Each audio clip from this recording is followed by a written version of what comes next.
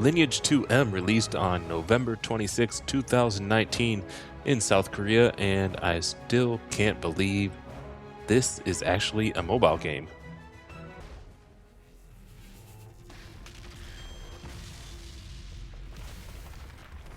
Yo, what's up guys? It's Greg2G here, and I've been spending nearly all of my free time these last few days, well, it's going on a week now, going in on some of Lineage 2M.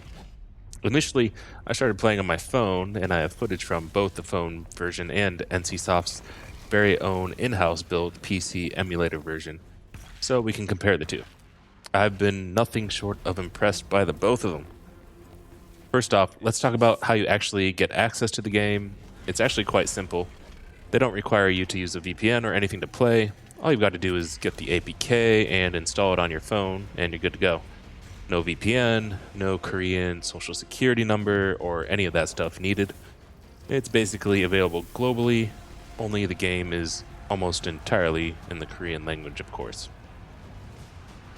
I know playing a game in a foreign language can be very intimidating, but this game in particular does a phenomenal job of making the whole experience intuitive, and the community has been extremely helpful with sharing translations and other details for the English speakers out there that want to play the game. But even if the language alone is something that makes you instantly say nope, you may not need to wait very long. It is rumored that an English version of the game will be out as soon as spring of 2020. Now let's talk about the meat and potatoes of the game. Graphics, sound design, gameplay, etc. If you've been watching the video so far and not just listening, you've for sure noticed how amazing this game looks. I honestly almost can't believe it myself. I don't know how they managed to make this game look so amazing with less than 5 gigabytes of storage used, barely over 4 actually. I've seen a lot of mobile games that offer high resolution texture packs with over 7 gigabytes of total storage that don't look nearly as good as Lineage 2M does, and the sound design also is blowing my mind, for all the same reasons I just went over. I don't know how they've done that and the graphics at the same time with so little data being used. Moving on to something perhaps even more important graphically, let's talk about the user interface. I'm not going to lie when I say this is something else that they've done an amazing job with. I like how they have sort of made the standard action bar setup that you would see on a PC on the bottom, where you can swap between 4 sets of 5 buttons. The greatest thing though is that you can swipe your abilities up and down to toggle on auto use on and off, like very simply, easy access. Even if you swap to a different set of abilities, the ones you've toggled on will remain on. Even cooler is if you tap on a healing ability, a little window will pop up just above the ability with the HP bars of your party members for quick and easy targeting. Everything about the UI is just so intuitive that I find even though the game is literally in a completely foreign language, I don't find myself becoming lost in all the menus like I do with a lot of games lately. Next up, the gameplay. The gameplay though. I'm not really sold on the gameplay quite yet. I mean, it's basically the same as the PC version of Lineage 2, and I wasn't the biggest fan of the combat in that either, so perhaps I'm a little biased. Either way, the gameplay isn't bad, it's just very basic starting out, and the skill books are very expensive, so you're not really going to be doing anything besides auto-attacking and one basic skill for the first 50 or so levels. That being said, the game is a PvP-based game, and the first 70 levels are all just about grinding mobs over and over just to get to the PvP. That's not to say that you cannot PvP until 70 though. You can start attacking people right from the get-go if you want. You'll already see people running around with red names within the first hour of gameplay.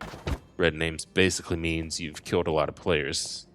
The Lineage franchise has a very hardcore PvP community, to say the least. One aspect of the gameplay I really like, though, is the way the classes work. So, you start out of the game, and you can pick a race and a starting weapon. The weapons basically dictate which class you are. One-handed sword for tank, daggers for rogues, bows for archers, staves for mages, orbs for healers, and dual swords for duelists. The interesting thing, though, is you can basically become any class that you want. The one you start off with doesn't really matter much because as you play the game, you'll find and earn cards for different races and classes with different rarities and stats. For example, I started out as an orc with a bow, but now I have a card to be an elf with dual swords or a human tank if I want. Some people really don't like this because it's completely different to what Lineage 2 used to be, but personally I enjoy it. I played a lot of MMOs where I'd have liked to be able to change roles on the fly. World of Kings comes to mind, and usually they charge you an arm and a leg to be able to do something like that. So I think it's nice that you can earn cards to do this for free if you like. Anyway, guys, that just about wraps up my first impressions of Lineage 2M. I'm really enjoying it so far, and I can't wait to see what they do for the global version. I'll be making more videos for some tips and things for any of you wanting to play the Korean version right now. But until then, don't forget to subscribe and dislike or like the video. Thanks for watching, and I'll see you on the next one.